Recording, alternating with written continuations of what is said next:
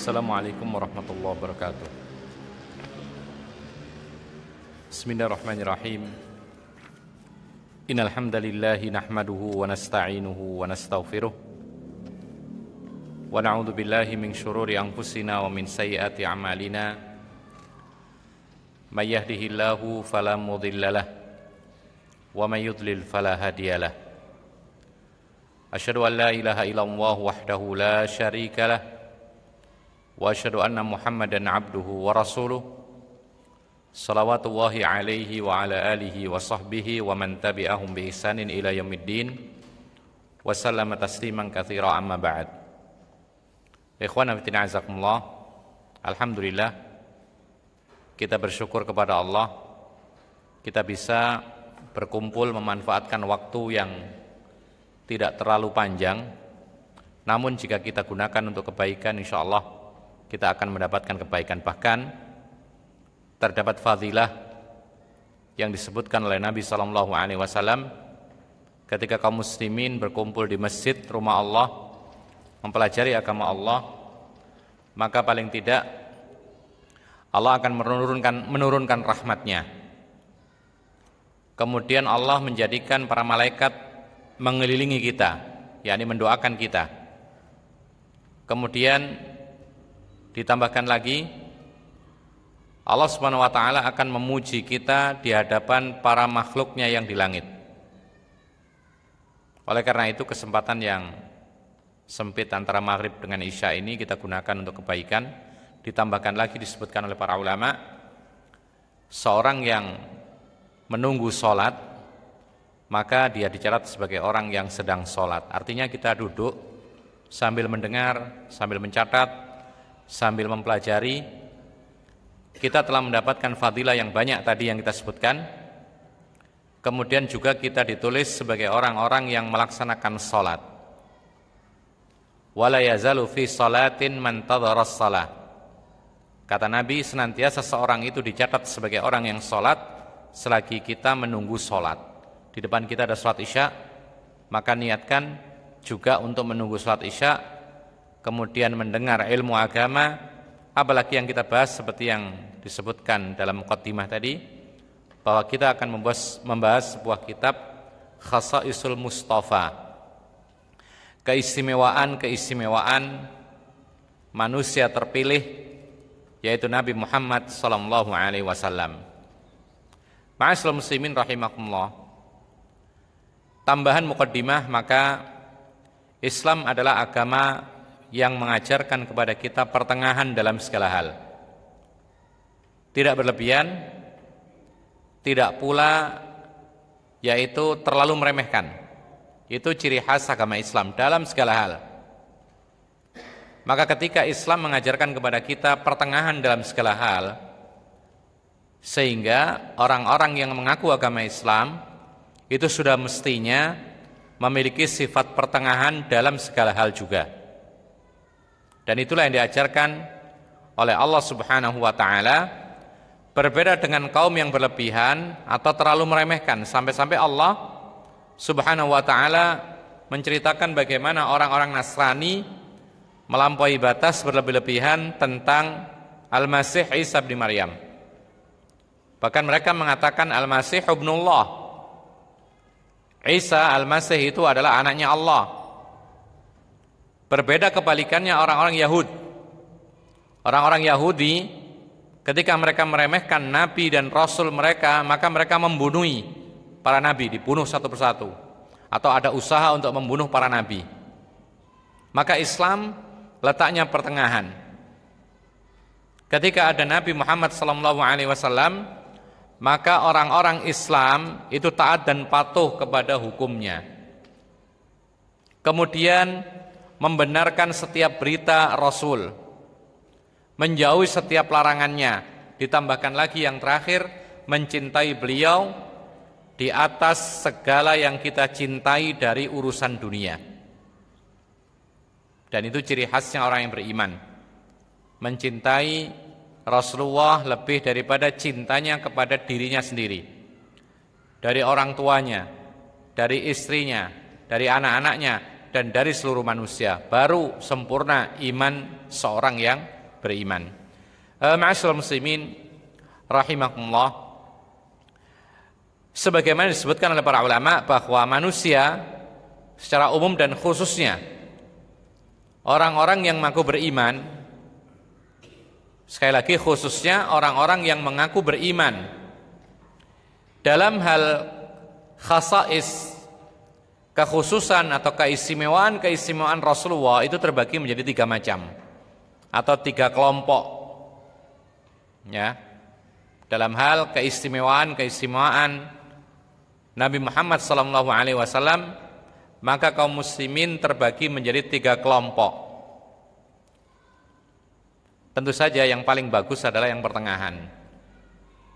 Yang pertama yang disebutkan oleh para ulama adalah mereka-mereka yang berlebihan menyikapi keistimewaan Rasulullah SAW. Jadi penghormatan kepada Nabi bagus, namun penghormatan yang berlebih-lebihan, maka ini bisa saja akhirnya keluar dan menyimpang dari jalur yang benar. Menghormati Nabi wajib, tapi kalau berlebihan maka itu tidak bagus. Sampai-sampai mereka nanti akan kita sebutkan bagaimana kelebihan-kelebihan yang ditetapkan oleh orang-orang yang berlebihan ini, ya. Kemudian lawannya adalah orang-orang yang terlalu meremehkan kelebihan-kelebihan Nabi, dianggap tidak ada sama sekali, tidak menggubris. Mereka mengatakan sama saja Nabi dengan manusia biasa, tidak ada kelebihan apa-apa. Maka ini kelompok yang kedua, kebalikan daripada yang pertama. Lalu yang ketiga, itulah yang disebutkan oleh para ulama sebagai kelompok Ahlus Sunnah wal Jamaah, menyikapi kelebihan-kelebihan Rasulullah itu sesuai dengan syariat. Oleh karena itu, ikhwan fillah azakumullah, kenapa kita bahas masalah ini? Karena banyak orang yang berlebihan, juga ada yang meremehkan apa yang berkaitan dengan keistimewaan Rasulullah SAW. Bahkan ma'asyiral muslimin rahimakumullah, terutama masalah berlebihan ini mulai muncul banyak, melampaui batas dalam menyikapi Rasul atau kelebihan-kelebihan Rasul. Bukankah kita mendengar ada orang mengatakan bahwasanya Nabi Muhammad itu tidak meninggal dunia? Pernah dengar? Ada. Bahkan mereka meyakini demikian ketika mereka mengadakan sebuah perkumpulan, mereka meyakini bahwa Nabi Muhammad hadir. Maka kita katakan ini termasuk salah satu bentuk sikap berlebih-lebihan kepada Nabi Muhammad SAW. Bukankah pada saat Rasulullah meninggal dunia sempat terjadi pada diri Umar bin Khattab radhiyallahu an, beliau tidak meyakini Rasulullah meninggal dunia karena apa? Karena cintanya kepada Rasulullah, karena musibah yang terlalu berat sehingga dia seolah-olah tidak percaya, lupa ayat-ayat yang menunjukkan bahwasanya innaka mayyitun wa innahum mayyitun. Umar sampai lupa ayat mengatakan bahwasanya sungguhnya engkau wahai Muhammad akan mati dan mereka juga akan mati. Tetapi ketika diingatkan oleh Abu Bakar radhiyallahu an, maka segera sadar Umar bin Khattab.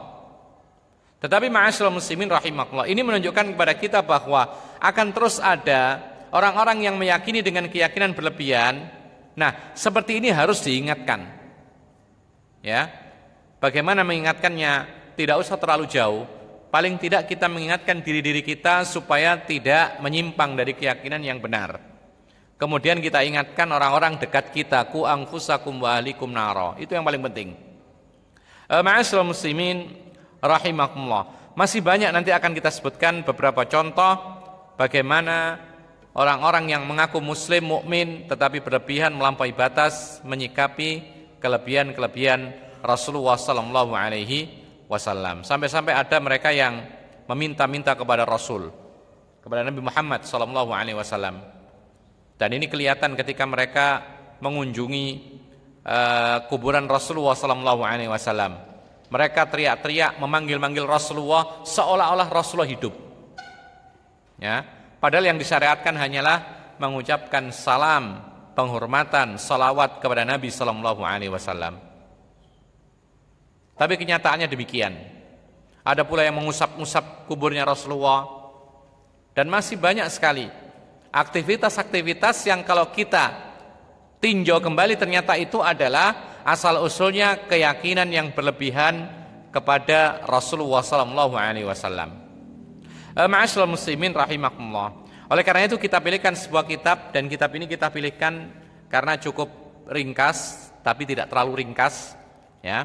Kalau kita ambil kitab-kitab para pendahulu dari kalangan para ulama itu sangat tebal. Ketika ada kitab Imam Suyuti dan lain sebagainya itu ada tentang keistimewaan Rasulullah, ya, cuman masih bercampur, tidak tertib atau tidak urut. Kemudian ada kadang-kadang bercampur antara keistimewaan Rasulullah di masa hidup dengan ketika meninggal dunia, kadang-kadang bercampur, atau kadang-kadang bercampur pula antara keistimewaan Rasulullah dibandingkan dengan para nabi dengan keistimewaan Rasulullah dibandingkan dengan umatnya, kadang-kadang bercampur. Maka kitab ini kita lihat adalah sistematis, kemudian dibeda-bedakan apakah ini kelebihan Rasulullah dibandingkan dengan Nabi dan Rasul, ataukah ini kelebihan Rasulullah dibandingkan dengan umatnya, yaitu kaum muslimin. Dan insya Allah akan kita bahas satu persatu. Oleh karena itu menyingkat waktu, ikhwan fillah azakumullah, kitab ini ditulis oleh seorang ahlinya, doktor, ya, As-Sadiq Ibnu Muhammad Ibnu Ibrahim, dan kitab ini adalah salah satu atau kitab ini adalah termasuk risalah magisternya beliau ketika beliau berada di Jami'ah Islamiyah Al-Madinah An-Nabawiyah, dan kemudian beliau sekarang sudah mengambil gelar doktor sehingga beliau lebih mumpuni lagi dalam hal yang seperti ini. Ma'asyiral muslimin rahimakumullah, langsung kita baca pada Al-Faslul Awwal, yaitu pada halaman 25. Insyaallah. Di situ ada kalimat Al-Faslul Awwal khasa'isun Nabi sallallahu alaihi wasallam duna jami'il anbiya. Keistimewaan Nabi Muhammad sallallahu alaihi wasallam dibandingkan seluruh para nabi. Jadi nabi memiliki hal ini, tapi hal ini tidak dimiliki oleh semua nabi. Tidak dimiliki oleh Nabi Musa, Isa, Dawud, Ibrahim, Nuh, Adam, ya, Isa, dan lain sebagainya. Tidak dimiliki. Lalu di dalam bab ini ada dua pembahasan, wa fihi mabhatsani. Al-awwal khasa'isun Nabi sallallahu alaihi wasallam duna jami'il anbiya sallallahu alaihi wasallam fil hayati dunya. Keistimewaan yang dimiliki Nabi Muhammad tidak dimiliki oleh para nabi yang lain dalam urusan kehidupan dunia. Ini yang pertama.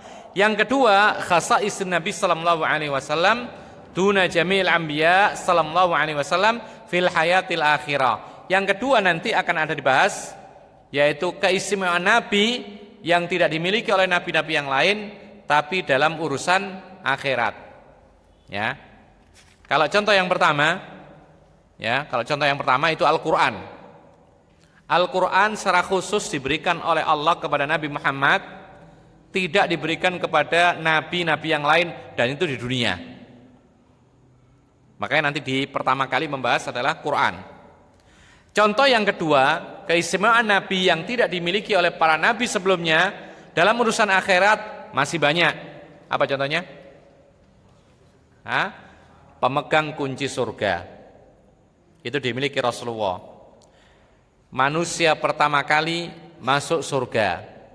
Kemudian juga syafaat khusus, ya, al-uzma, yang paling besar dimiliki Rasulullah di padang mahsyar. Rasulullah juga punya yang namanya yaitu telaga, ya, telaga yang di padang mahsyar, haud. Lalu ada pula sungai Al-Kautsar. Ini semuanya dimiliki hanya oleh Rasulullah SAW, dan nanti akan banyak dijelaskan.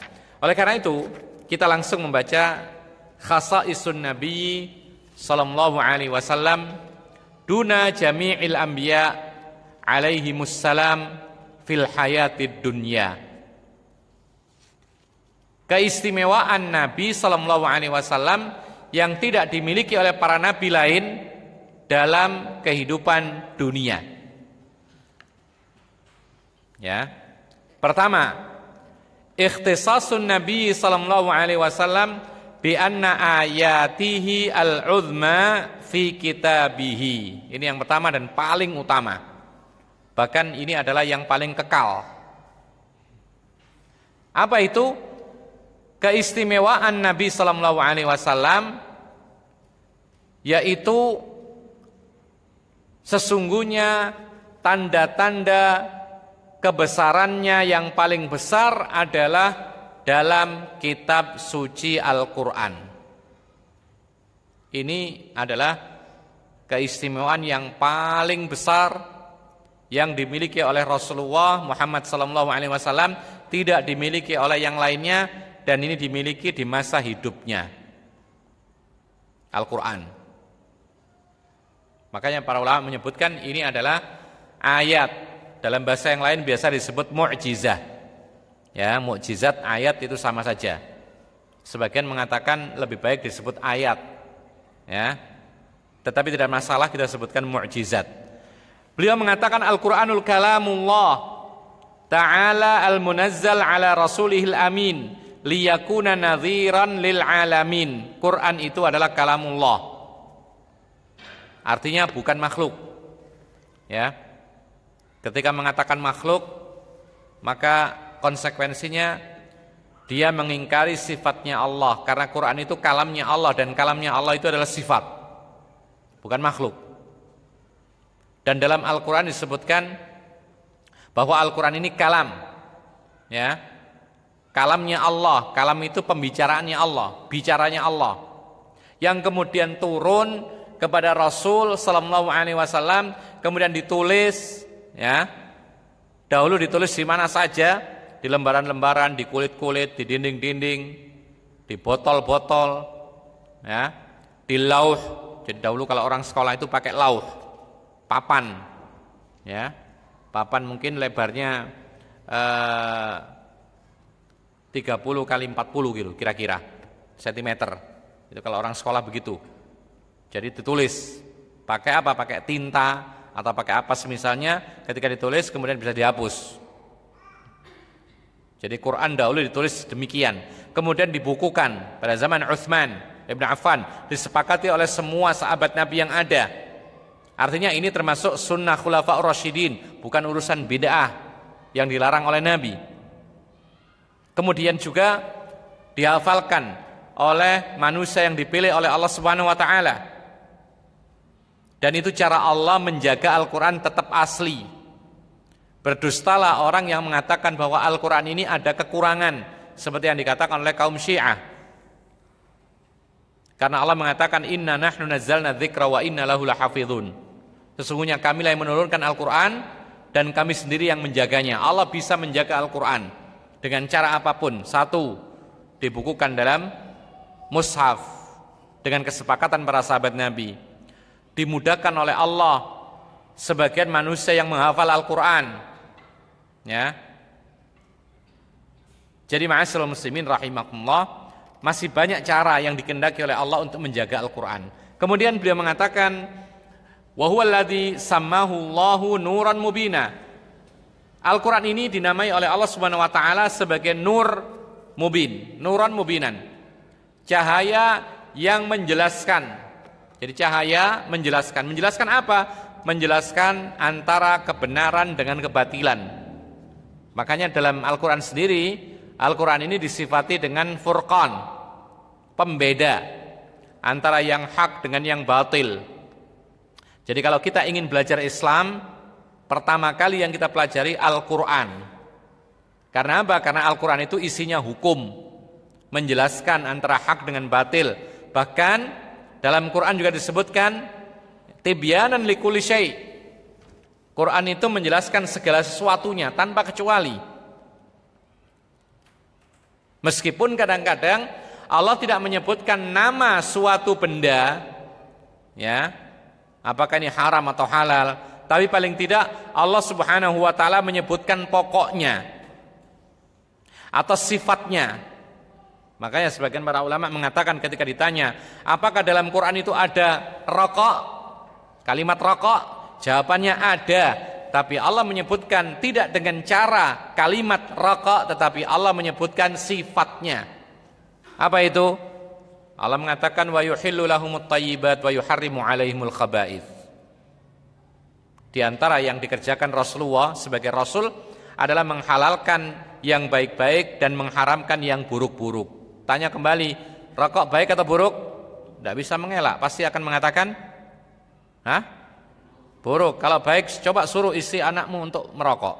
Kalau baik, tidak akan mungkin, ya kan?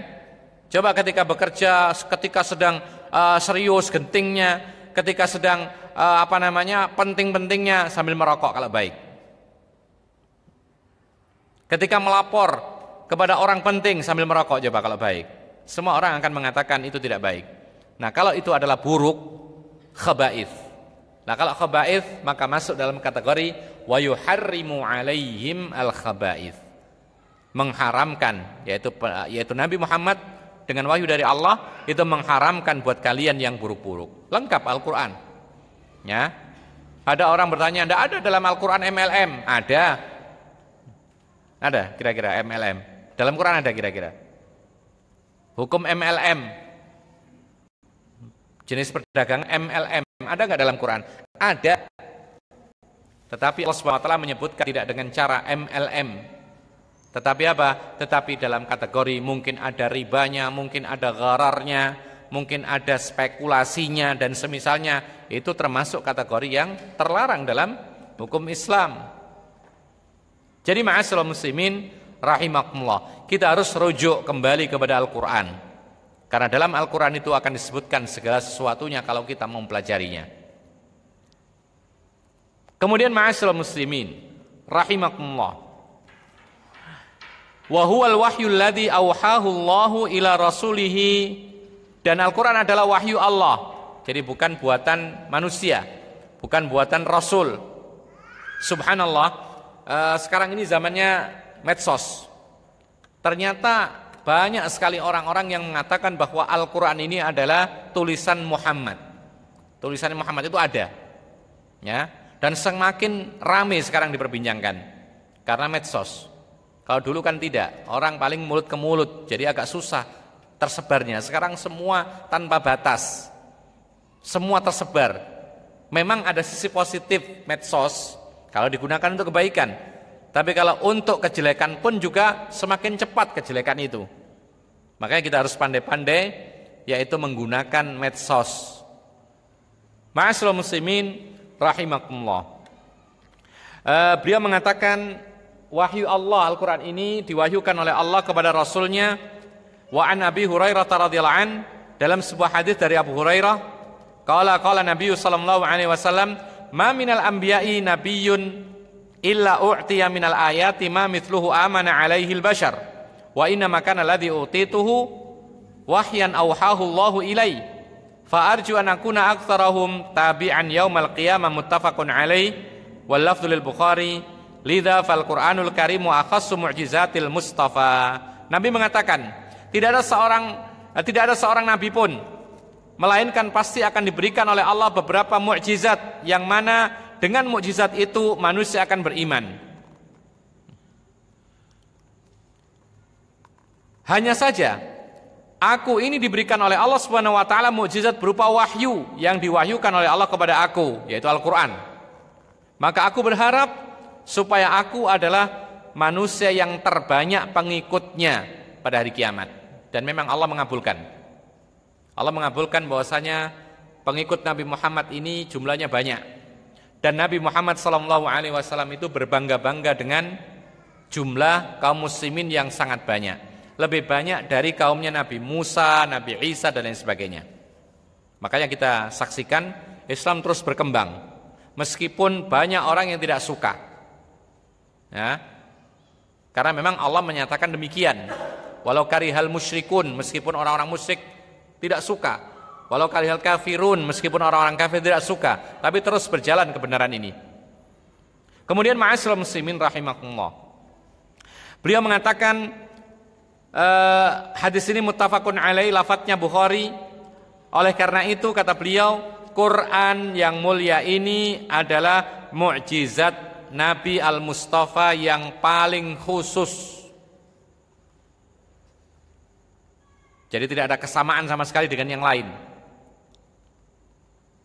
Bahkan para ulama mengatakan ketika ditanya, kalau Allah menurunkan Al-Quran kepada Nabi Muhammad, ada yang sama, apa itu? Allah menurunkan juga Injil, ya, kemudian Zabur kepada nabi-nabinya, Taurat, Suhufu Ibrahim, dan lain sebagainya. Kan sama saja? Jawabannya tidak sama. Kenapa demikian? Banyak sekali perbedaan-perbedaan yang tidak mungkin disamakan antara Al-Quran dengan kitab yang lain. Paling tidak kita katakan bahwasanya Al-Quran adalah kitab yang sempurna dan tidak akan ada perubahan sama sekali sampai hari kiamat. Lalu yang kedua, Al-Quran ini bisa dihafalkan dan dimudahkan oleh Allah menghafalnya. Siapa saja yang mau menghafal pasti bisa. Jadi nggak ada kata saya tidak bisa menghafal Quran, itu tidak ada. Ya, karena Allah memudahkan. Walaqad yassarnal Qur'ana lidzikri. Sesungguhnya kami mudahkan Al-Quran ini untuk diingat. Jadi kalau ada orang yang mencoba menghafal Quran tapi tidak bisa hafal, itu bukan salah ayatnya, bukan salah Qurannya, tapi mungkin ada halangan dari sisi kitanya. Mungkin kita menghafal tapi sehingga tidak hafal, kurang serius, ya kan? Mungkin kita menghafal tapi terlalu sibuk menghafal tapi pikirannya jualan, ya tidak bisa hafal.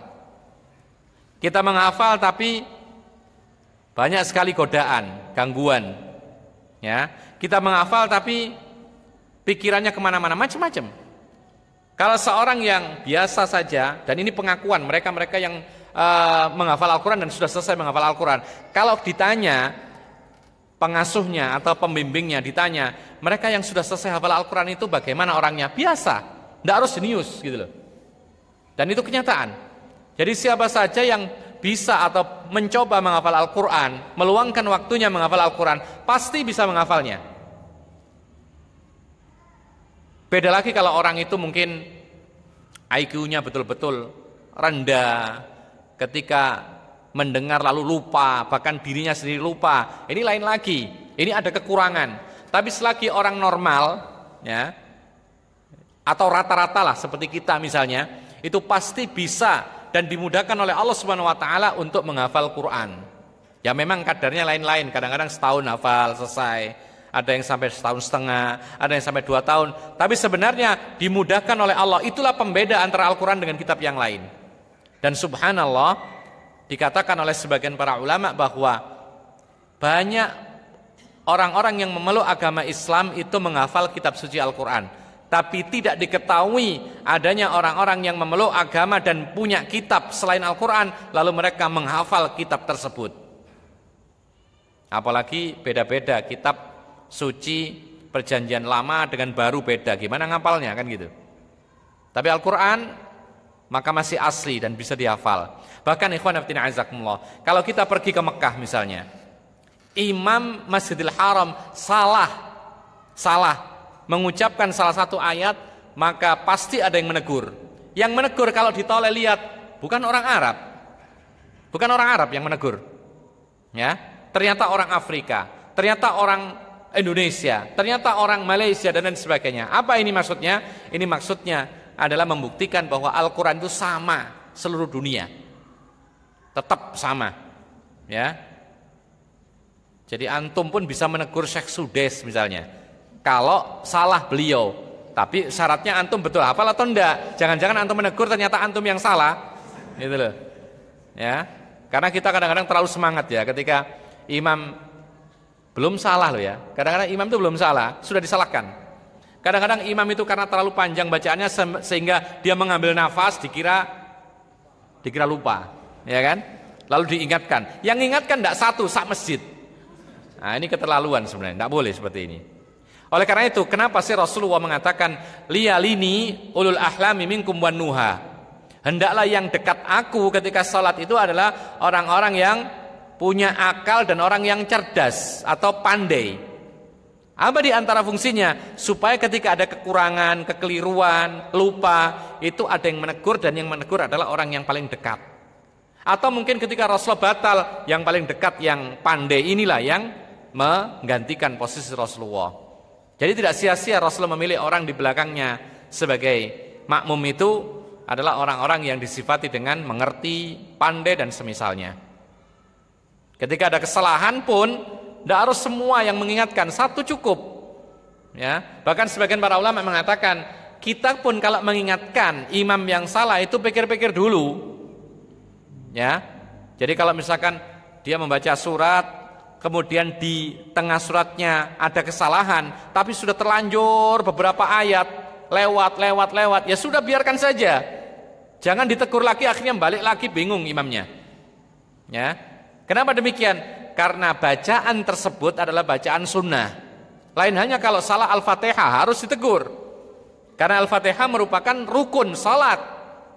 Kalau salah tidak boleh dan tidak sah salatnya. Tapi kalau surat setelah Al-Fatihah hukumnya sunnah.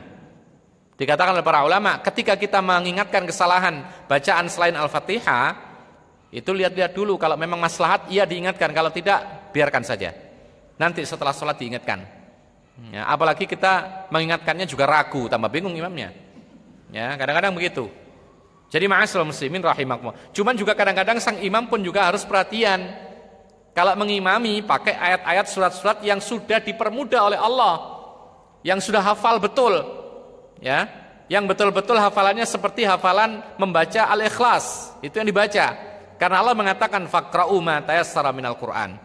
Bacalah yang mudah bagimu dari ayat-ayat Al-Qur'an. Jadi bukan dijadikan kesempatan jadi imam kemudian melatih hafalan. Jangan. Atau kebetulan menjadi imam maka ngecek hafalan yang sangat panjang. Kasihan makmumnya, ada batasannya. Rasulullah memerintahkan kita untuk memperpendek salat ketika menjadi imam sesuai dengan syariat yang diajarkan oleh Nabi sallallahu alaihi wasallam. Wa fi hadza yaqulul Mawardi rahimahullah wal Qur'anu awwal mu'jizin da'a bihi Muhammadun sallallahu alaihi wasallam ila nubuwwatihi. Maka Al-Qur'an kata Al-Mawardi, ya. Ini termasuk salah satu gurunya Imam Syafi'i. Beliau mengatakan Quran itu adalah mukjizat pertama kali yang mana Allah Subhanahu wa taala menyeru dengan kenabian. Jadi pertama kali kenabian itu dijadikan nabi itu dijadikan sebagai nabi itu dengan Al-Qur'an. Ya, dengan Iqra. Dan Iqra itu termasuk bagian daripada Al-Qur'an. Fasada'a fihi birisalati, maka Rasulullah sallallahu alaihi wasallam menyebarkannya dengan membawa risalahnya Allah. Wa khussa bi'ijazihi min jami'i rusuli, dan Rasulullah SAW dikhususkan, diistimewakan dengan kemukjizatan Al-Qur'an ini dibandingkan dengan semua rasul-rasulnya. Wa in kana kalaman malfudhan wa qaulan mahfudhan li thalathati asbabin sara bihinna min akhassi ijazihi. Meskipun hanya dengan ucapan, dilafadzkan perkataan dan dihafalkan, dan itu karena 3 sebab, yang mana 3 sebab ini menjadikan Quran adalah mukjizat yang paling besar, yang paling jelas, nampak, gamblang. Di antara sebabnya adalah yang pertama, ahaduhuma anna mu'jiza kulli rasulin muwafiqun lil aghlabi min ahwali asri. Bahwasanya mukjizat itu diturunkan oleh Allah kepada setiap rasul itu sesuai dengan yang dominan pada kondisi zamannya. Jadi Allah Subhanahu wa taala kalau akan menunjukkan mukjizat itu menolong rasulnya, ya, itu biasanya disesuaikan dengan kondisi apa yang digemari oleh masyarakat saat itu. Apa yang digemari oleh masyarakat saat itu, turunlah mukjizat yang semisal itu. Wasyai'ul muntashiru min nasi dahrihi, sesuai dengan apa yang tersebar di kalangan manusia pada zaman itu. Dicontohkan li'anna Musa alaihi salam hina bu'itsa fi asis sahara khussa min falakil bahri yabasa wa qalbil asa hayyatan ma bahara kulla sahirin wa adalla kulla kafir. Lihat bagaimana Nabi Musa, beliau diutus tatkala zamannya itu penuh dengan tukang sihir. Banyak orang-orang yang melakukan sihir. Ya. Jadi mereka itu kadang-kadang ada festival tahunan, isinya adalah duel antara sihir yang satu dengan yang lain. Yang menang nanti diadu dengan yang lain lagi, yang lainnya, kemudian diangkatlah sebagai juara, satu kemudian didekatkan kepada penguasa, menjadi tangan kanan penguasa, tukang sihirnya raja. Itu dulu begitu. Nah, tatkala Nabi Musa hidup diutus di zaman penuh tukang sihir, maka Allah memberikan keistimewaan, kemampuan Nabi Musa membelah lautan menjadi kering. Ya. Sehingga bisa dilewati. Ini mukjizat. Sedangkan tukang sihir tidak bisa melakukan sampai seperti ini. Kemudian Allah pun mentakdirkan apa? Merubah tongkatnya Nabi Musa menjadi ular betulan. Kalau sihir, tongkat itu hanya menjadi ular-ularan. Ya. Jadi bukan ular yang sesungguhnya. Pandangan mata saja dibuat takut. Tapi kalau Musa diberikan tongkat, yang mana tongkatnya itu kalau dilemparkan menjadi ular betulan, sehingga memangsa ular-ular sihir mereka. Jadi diimbangi oleh Allah Subhanahu wa taala. Yang ini menjadikan apa? Menjadikan tukang-tukang sihir itu terkejut, kalah. Dan akhirnya orang-orang kafir saat itu pun menjadi hina. Gimana tidak hina? Sihir selama ini dieluk-elukan, ya, menjadi juara, sehingga didekatkan kepada raja, tapi tiba-tiba dihabisi oleh yaitu tongkatnya Nabi Musa yang berubah dengan izin Allah menjadi ular betulan yang besar, memangsa sihir-sihir mereka. Yang kedua, wa bu'itsa Isa alaihi salam fi asri tib fa khussa min ibra'iz zamna wa ihya'il mauta ma adhasha kulla tabibin wa azhala kulla labib. Ini yang kedua. Kita tahu bagaimana Nabi Isa hidup di zaman yaitu orang-orang menggeluti yang namanya tib. Apa tib itu Isa?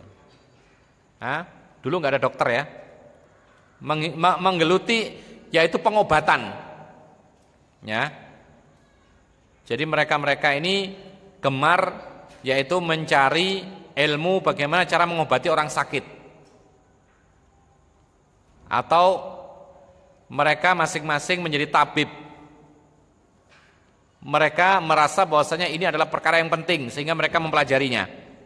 Maka Nabi Isa pun diberikan keistimewaan mukjizat. Apa itu diantaranya? Diantaranya adalah Allah mentakdirkan dia bisa menyembuhkan orang sakit yang menaun, zamna. Jadi sakit-sakit yang lama bisa disembuhkan oleh Nabi Isa. Bahkan Nabi Isa bisa menghidupkan orang yang telah mati. Yang ini bisa mengalahkan yaitu apa? Yaitu tib tadi. Tabib-tabib saat itu takluk tunduk semuanya. Ya. Lalu yang ketiga, walamma bu'itsa Muhammadun sallallahu alaihi wasallam fi asril fasahah wal balaghah khussa bil Qur'ani fi i'jazihi. Maka tatkala Nabi Muhammad, ini Nabi kita Muhammad sallallahu alaihi wasallam diutus pada zaman apa? Pada zaman mereka gemar dengan syair, bahasa dan lain sebagainya. Mereka dibuat serius atau dibuat takjub dengan keindahan bahasa. Jadi mereka kalau menyerang suatu kaum atau musuh itu dengan perang syair dahulu. Sebelum perang fisik. Maka Allah Subhanahu wa taala mengistimewakan Nabi Muhammad dengan mukjizat Quran yang keindahan bahasanya luar biasa. Nanti akan kita sebutkan buktinya. Wa ijazu bima ajaza anhul fusaha, sehingga melemahkan orang-orang yang memang ahli bahasa. Sampai-sampai ada orang yang ahli syair paling terkenal pada zaman Rasulullah takluk, dan dia mengatakan ketika mendengar satu ayat, ya, mendengar satu ayat, maka dia mengatakan saya ahli bahasa, saya mengetahui keindahan bahasa, tapi ketika melihat ayat, mendengar ayat ini, maka ini bukan kalamnya manusia, melampaui kalamnya manusia yang paling indah. Wa ad'ana lahul bulagha, sehingga menaklukkan orang-orang yang cerdas. Wa taballada fihi asy'ara, orang-orang yang bersyair itu menjadi bodoh. Artinya apa? Sudah mereka mengatakan, oh ya, saya sekarang tidak ada kemampuan apa-apa ketika dibandingkan dengan Al-Quran. Liyakunal ajzu fihi akharu wat taksiru fihi athar. Supaya kelemahan itu, yaitu apa? Al-ajzu liyakunal ajzu fihi akhar. Kemudian mukjizat ini lebih menang, dan wat taksiru fihi athar. Kemudian Al-Quran akhirnya mengalahkan semua yang ada berupa, yaitu keahlian-keahlian dan keindahan bahasa yang diagung-agungkan oleh orang-orang atau bangsa Arab secara khusus pada zaman tersebut. Insya Allah kita akan sampaikan mengapa sih Al-Quran itu disampaikan dengan bahasa Arab kok tidak bisa bahasa yang lain. Insya Allah. Adzan dulu, setelah adzan mungkin ada yang bertanya, kalau tidak kita lanjutkan sejenak. Wallahu a'lam bishawab. Silakan adzan.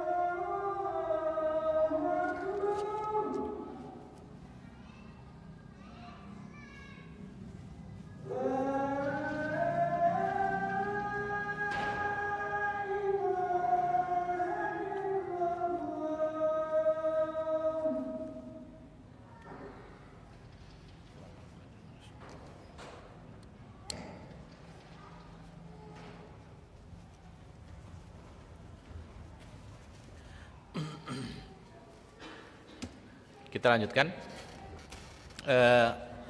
Yang pertama, menjadikan alasan bahwa Al-Quran adalah mukjizat yang paling istimewa.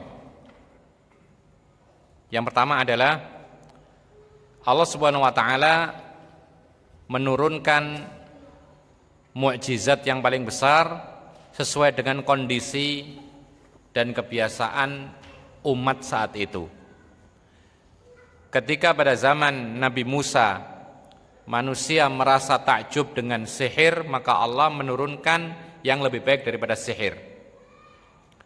Ketika Nabi Isa diutus, manusia merasa takjub dengan pengobatan-pengobatan, maka Allah Subhanahu wa taala menurunkan mukjizat kepada Nabi Isa yang semisal bahkan lebih baik daripada pengobatan itu.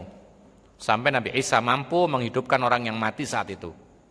Nah, ketika Nabi Muhammad SAW diutus pada zaman yang mana manusia merasa takjub dengan keindahan bahasa, maka Allah menurunkan mukjizat yang paling besar, sesuatu yang lebih indah daripada bahasa, yaitu Al-Quran, yang mana di dalamnya adalah untaian-untaian kalimat yang berbahasa Arab. Makanya para ulama mengatakan bahwa kalau kita ingin kaidah-kaidah bahasa Arab, maka ambil dari Quran, itu baku. Bahkan sampai-sampai para ulama itu menggali ilmu nahwu sharaf itu dari Quran asalnya. Jadi diambil kaidah-kaidahnya lalu kemudian menjadi sebuah ilmu bahasa Arab. Karena memang bahasa Arab banyak sekali luar biasa kelebihannya.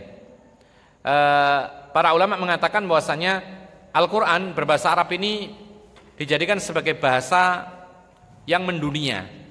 Bahkan ini diakui oleh para peneliti dari barat, peneliti bahasa terutama.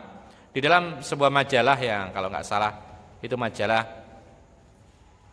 Al-Azhar, ya, itu menceritakan ada seorang profesor peneliti bahasa dunia. Ini orang barat, orang kafir. Beliau ketika meneliti semua bahasa asing, terutama bahasa-bahasa yang kuat, yang mendunia, seperti bahasa Inggris diteliti, bahasa Arab diteliti, bahasa Jerman diteliti. Beliau mengatakan bahasa Arab ini mempunyai kekuatan yang luar biasa. Apa artinya kekuatan? Kekuatan dalam usul, ya. Usul asal-usulnya. Kalau kita belajar bahasa Arab, itu kita mengetahui kok, ada satu kata itu bisa ditarik kemana-mana sampai belasan kata. Asal katanya satu, ya. Antum yang belajar bahasa Arab tahu ini.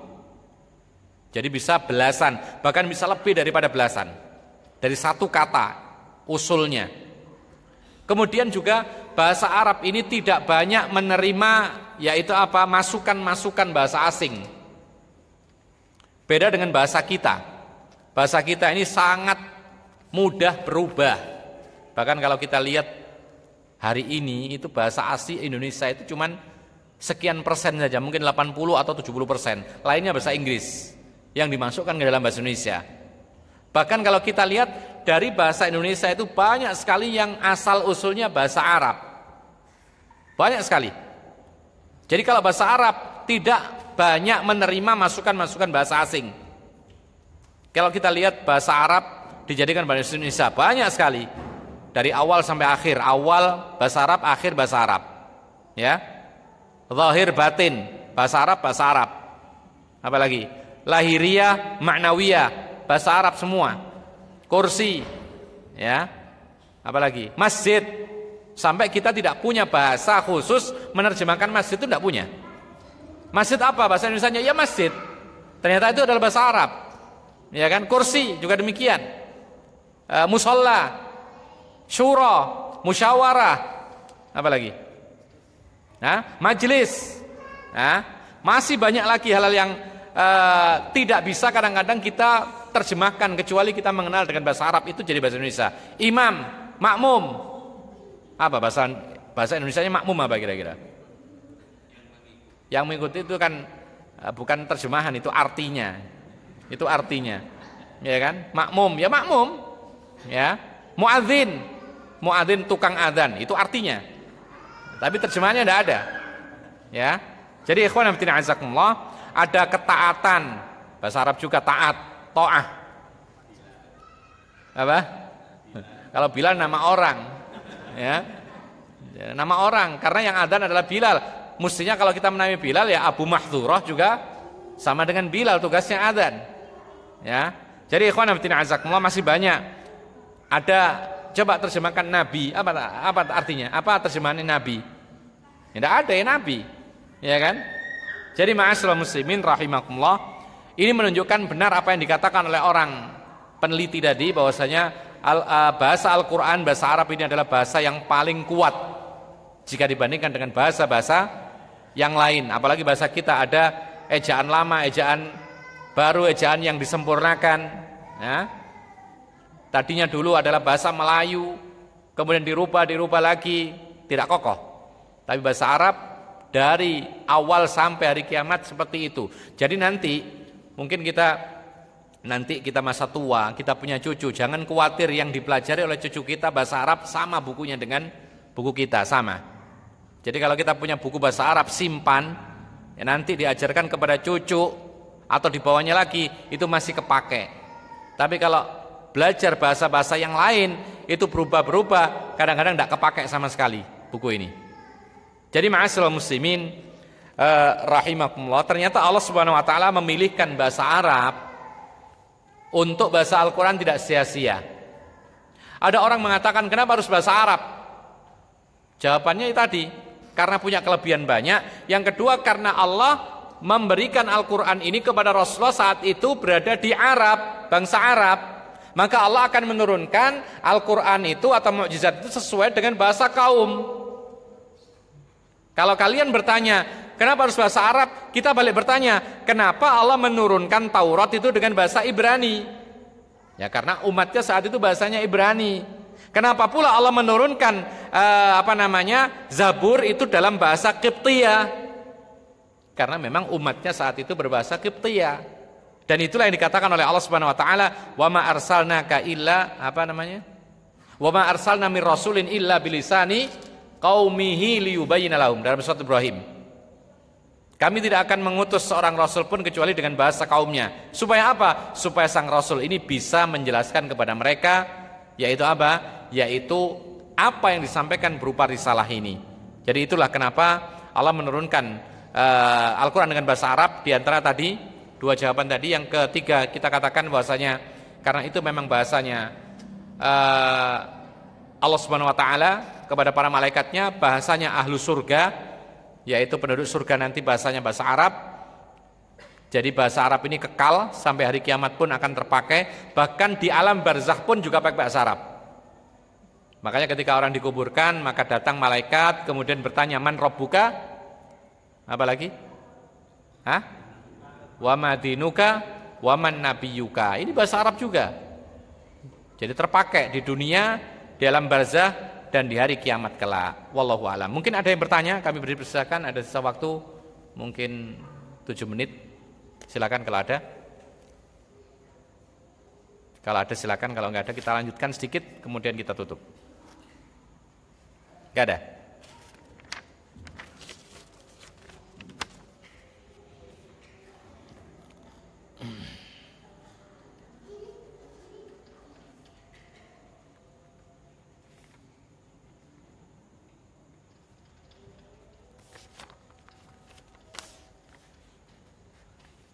Ada? Kalau ada yang bertanya? Iya, silakan. Kata Muhammad? Muhammad. Kenapa itu? Iya. Kata Muhammad, apakah itu bahasa Arab? Jawabannya bahasa Arab. Dan itu ada asal usulnya, hammada yuhammidu. Muhammadun, dipuji artinya. Jadi atau banyak dipuji artinya. Itu bahasa Arab. Ada memang nama-nama nabi yang tidak bahasa Arab seperti Ibrahim, ya. Itu bukan bahasa Arab tetapi dijadikan sebagai Arab dan diabadikan oleh Allah dalam Al-Qur'an menjadi bahasa Arab. Ya. Jadi ada memang nama-nama nabi yang bukan bahasa Arab tetapi dibakukan menjadi bahasa Arab dalam Al-Qur'an seperti Nabi Ibrahim. Siapa lagi? Ismail, ya. Dan yang semisalnya. Adapun yang lain rata-rata masih bahasa Arab. Wallahu a'lam bishawab. Nah, sekarang apa hukumnya kita menamai anak dengan bahasa Arab? Boleh nggak kira-kira? Apa hukumnya kita menamai anak kita dengan bahasa Arab? Apa jawabnya kira-kira? Wajib atau sunnah atau mubah atau makruh atau haram gitu? Kira-kira. Kalau haram enggak mungkin ya. Apa kira-kira? Hah? Jawabannya kalau pertanyaannya berbahasa Arab ya boleh-boleh saja. Cuman kadang-kadang keliru gitu loh. Masa karena bahasa Arab anak dinamai Siratal Mustaqim? Nah, kan bahasa Arab juga. Ya kan? Saking semangatnya diambilkan ayat yang paling dia gemari, Siratal Mustaqim. Jadi kita lihat kalau memang maknanya bagus sesuai dengan syariat, maka itu adalah termasuk yang istimewa, ya. Tapi kalau hal-hal yang sifatnya itu mubah, maka ini juga diperbolehkan. Jadi para ulama memberikan urutan, memberi nama itu yang paling baik adalah nama yang ada kalimat abdu. Itu yang paling bagus. Digandengkan dengan salah satu nama Allah. Abdullah, Abdurrahman, Abdurrahim, Abdul Haq dan lain sebagainya. Kemudian yang kedua, nama para nabi. Kemudian nama orang-orang saleh. Ya. Dalam Quran ada nama orang saleh yang bukan nabi, siapa? Luqman. Siapa lagi? Talut. Kemudian juga nama para sahabat nabi. Silahkan, banyak sekali.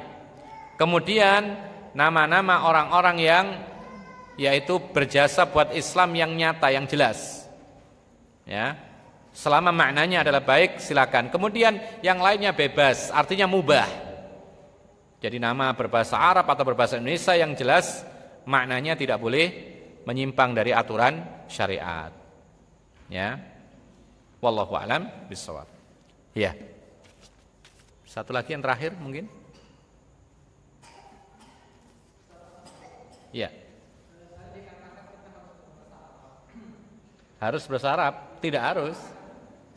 Mempelajari bahasa Arab. Bahasa Arab. Iya. Iya. Iya, bagus. Pertanyaan bagus ini. Tadi dikatakan di alam kubur pakai bahasa Arab. Di surga pun pakai bahasa Arab. Nah, sekarang nanti kalau kita masuk surga, mudah-mudahan ya, kita semua masuk surga, apakah otomatis kita bisa bahasa Arab? Jawabannya pasti bisa. Kalau masuk surga. Sekarang masalahnya masuk surga dulu. Ya. Kalau sudah masuk surga, pastilah kita ingin bicara, ya kan? Maka Allah mengatakan lahum ma yasha'una fiha waladaina mazid. Orang-orang yang masuk surga maka mereka mendapatkan apa yang mereka kehendaki. Kalau antum mau bicara ya bicara langsung bisa, pasti. Karena itu adalah ganjaran orang di surga. Waladaina mazid, dan akan dapat tambahan yaitu melihat kepada Allah Subhanahu wa taala kenikmatan yang paling tinggi. Nah, sekarang ini yang di surga jelas ya, pasti bisa. Yang penting masuk surga dulu. Sekarang bagaimana kalau di alam kubur? Ya, apakah kita bisa menjawab meskipun kita tidak bisa bahasa Arab? Jawabannya bergantung kepada iman dan amal. Ya, bergantung kepada iman dan amal. Kalau kita beriman dan beramal baik, maka kita bisa menjawab dengan lancar meskipun kita tidak pernah berbahasa Arab atau tidak pernah belajar bahasa Arab. Pasti dilancarkan oleh Allah. Tetapi kalau orang-orang yang tidak beriman atau ragu-ragu, disebutkan oleh Rasulullah ketika ditanya man rabbuka wa madinuka wa man nabiyuka, ya fayaqulu ha. Dia tidak bisa mengatakan kecuali ha. Sami'tun nasa yaquluna syai'an faqultuhu. Aku hanya dengar-dengar orang bicara, aku ikuti. Ya, jadi ikut-ikutan saja. Inilah orang yang diadab dalam kubur karena tidak bisa menjawab fitnatul kubur.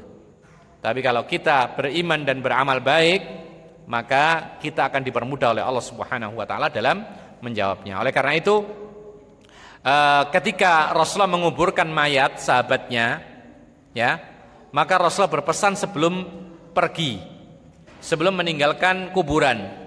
Apa pesannya Rasulullah? Ada yang ingat? Apa pesannya Rasulullah ketika menguburkan mayat sebelum pulang? Ya, istaghfiru li akhikum wasallallahu lahu tatsbit. Mintakan ampunan kepada Allah buat saudara kalian yang dikubur ini, dan mintakan kepada Allah Subhanahu wa taala tatsbit, yaitu kebenaran, ketetapan dalam menjawab pertanyaan di alam kubur. Jadi kita mintakan saudara kita supaya diampuni oleh Allah nanti, dan ketika menjawab pertanyaan di kuburan itu dibenarkan oleh Allah Subhanahu wa taala. Ini hampir mirip dengan masalah-masalah yang sifatnya itu berkaitan dengan kejadian di hari akhir. Itu nanti ada yang namanya sirat. Sirat ini digambarkan dalam hadis yang sahih, itu jalan yang sangat tipis, kecil, ya, tajam, mudah menggelincirkan. Kemudian kanan kirinya ada pengait-pengaitnya. Nah, para ulama mengatakan di sini tidak perlu kita latihan sirkus, tidak perlu. Karena apa? Kemudian melewat itu bergantung dengan iman dan amal. Ada yang lewat seperti kilat, ada yang lewat seperti apa? Kuda berlari, ada yang lewat seperti angin, ada yang lewat seperti orang berjalan biasa, ada yang merangkak, ada orang yang berjalan dengan tubuhnya apa itu? Ngesot. Ada yang jatuh ke neraka. Seperti itu. Jadi ini tidak sama dengan kaitannya dengan dunia. Yang penting beriman dan beramal. Adapun masalah belajar bahasa Arab ini fadilah yang lain. Ya. Ini fadilah yang lain, bukan masalah kita ini, tetapi belajar bahasa Arab itu dianjurkan dalam Islam untuk lebih mudah memahami Al-Qur'anul Karim. Ibnu Taimiyah mengatakan tidak mungkin kita memahami Al-Qur'an kecuali dengan mempelajari bahasa Arab. Karena Al-Qur'an isinya adalah bahasa Arab. Makanya enak kalau kita bisa bahasa Arab, itu kita tidak mudah ditipu orang. Ketika ceramah kadang-kadang dibumbu-bumbui, tapi ternyata adalah salah, karangan-karangan. Kalau kita mengerti bahasa Arab, oh ini bukan hadis, oh ini bukan ayat, oh ini tambahan, sehingga kita lebih bisa membedakan mana yang benar, mana yang salah. Mudah-mudahan ini yang bisa kita sampaikan pertemuan pertama kita kali ini, dan mudah-mudahan Allah Subhanahu wa taala memberikan anugerah berupa ilmu yang bermanfaat, pemahaman yang benar, sehingga kita bisa mengamalkannya dalam kehidupan sehari-hari. Wa akhiru da'wana alhamdulillahirabbil alamin. Wa sallallahu ala nabiyyina Muhammad wa ala alihi wa sahbihi ajma'in. Subhanakallahumma bihamdika asyhadu an la ilaha illa anta astaghfiruka wa atubu ilaik. Assalamualaikum warahmatullahi wabarakatuh.